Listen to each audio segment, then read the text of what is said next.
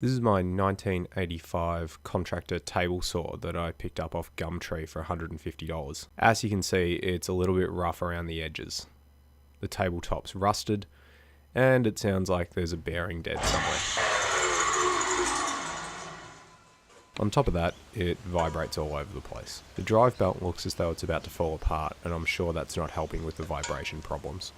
I took that off and ran the motor, which sounds fine, so I'm going to assume that the bad bearings are in the spindle. From here, it's just a case of stripping it down. I take out the old MDF insert, and I take out the blade. A block of wood on the table helps loosen it.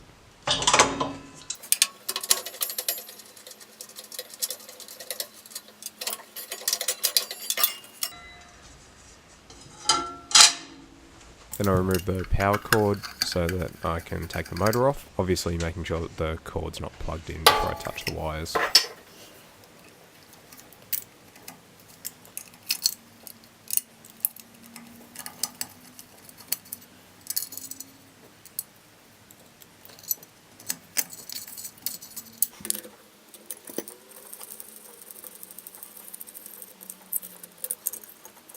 A couple of small Allen key grub screws hold the motor on the hanger, and then it just comes right off.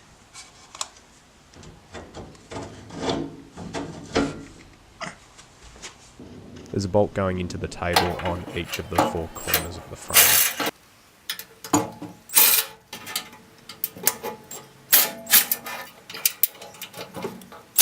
Before the table can come off, the hand wheel for adjusting the angle has to be removed, and the pointer indicating the angle pushed inside the saw. The blade height adjust hand wheel also has to come off.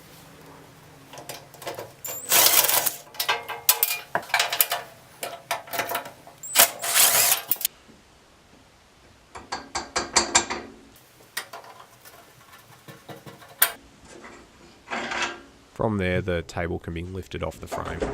The two rods for the height and angle adjust have to be pulled through the frame at exactly the right angle. Editing makes this look a lot easier than it was.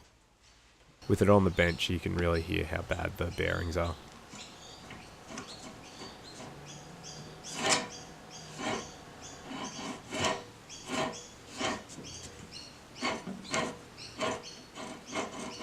Four bolts hold the trunnions and table saw mechanism to the bottom of the table.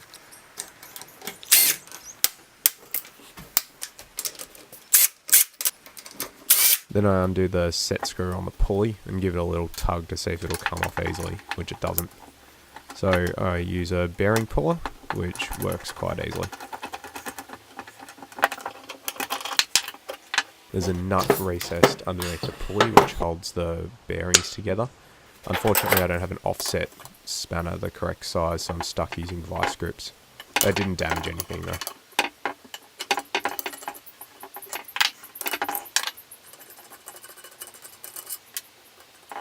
With the nut removed, the bearing puller comes out once again to separate the spindle from the housing.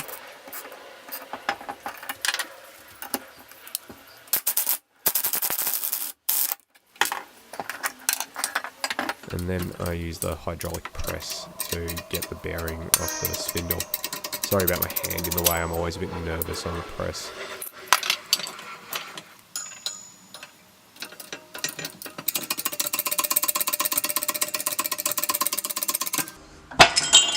I got really excited when I saw that the bearings were 6203s, as I actually had some in my drawer from another project. But unfortunately, it turns out the ones that I pulled out of this are ZZ, which are metal shielded, whereas the ones I have are 2RS, which are rubber shielded. So I can't use them. So I ordered some new ones, and about a week and a half later, these showed up. No, I'm just kidding. Obviously, I'm going to use the 2RS ones, as they're far better for a high dust application.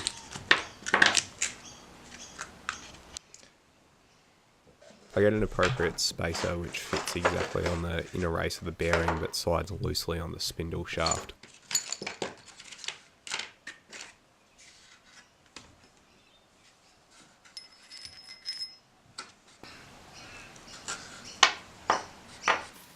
The hydraulic press gets used again to push the new bearing onto the shaft.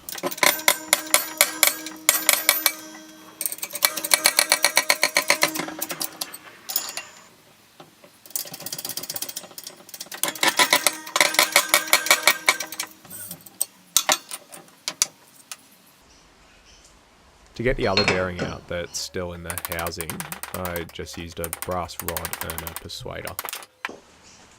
And then to get the new bearing in, I use a socket as a drift and a G-clamp. I prefer to avoid hitting new bearings wherever possible.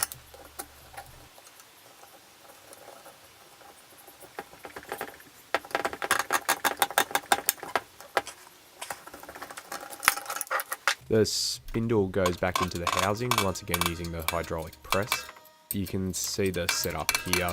There's an extra 3/4 inch socket shoved in between the gaps of the housing just to avoid any potential for cracking. With the bearing replacement complete, it's onto the table. First, there's a few dried paint and glue spots that need attacking with a chisel. Then it all gets a good wire brush and a vacuum.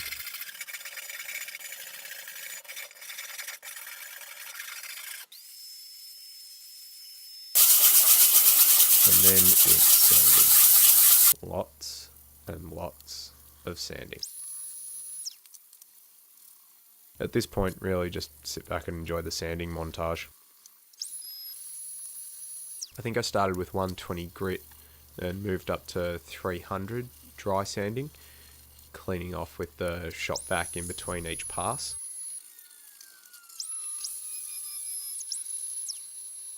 After I was done with dry sanding, I moved on to wet sanding.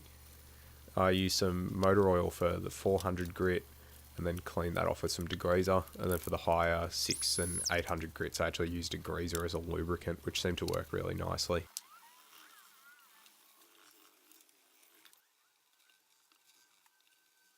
Now for cast iron surfaces on woodworking machines, I like to use car wax to keep the surface slippery and free from rust. It doesn't leave any residue on the wood when you use it, and it works really well. I'm not affiliated with this particular brand, this is just what I have. You just put it on really thick and buff it off the same way that you would with a car.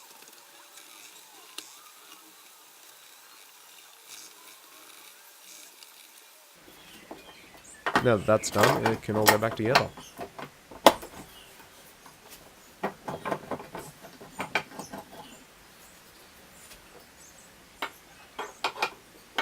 You can bolt the trunnions to the table.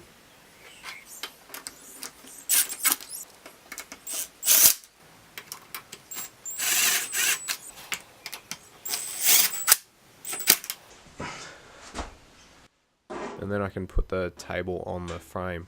Once again, editing has made this look so much easier than it actually is.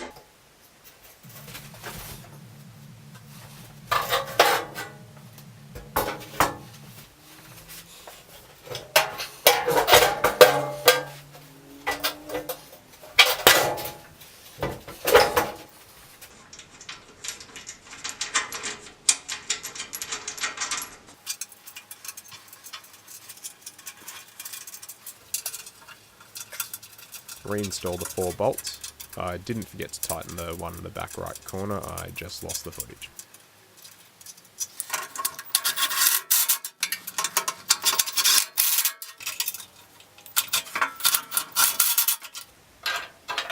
The 2 hand wheels can get reinstalled.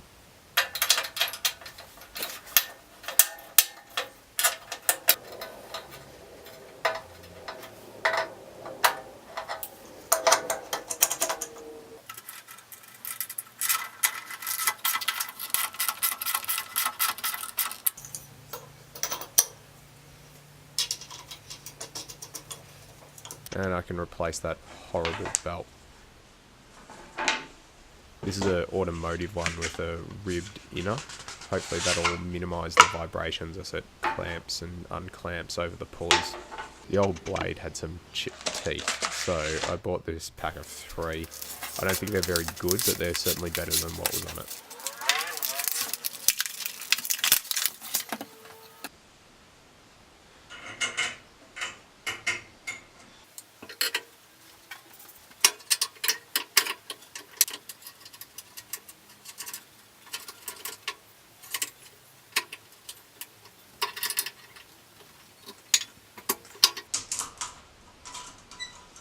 Then it's just a matter of attaching the front rail, the rear rail, the left outfeed extension and the right outfeed extension before finally the fence. I took that bit of wood off in the end, it was a bit annoying. Finally, as a sort of first project, I decided to make a zero clearance insert. I'm not going to go into a huge amount of detail as it's not really the point of the project. I put some splines in the end of a piece of hardwood and trimmed it to size.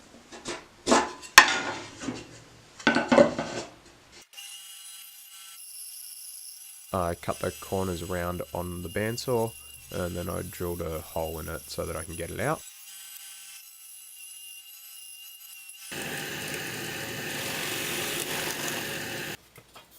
It's slightly thinner than it needs to be, and a screw on each of the pads aids in levelling.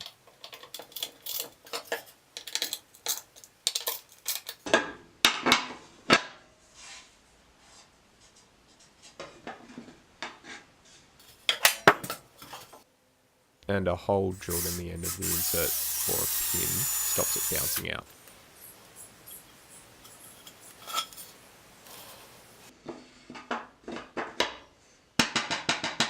It carefully gets put into place with the saw on, and then the blade gets raised to cut the slot.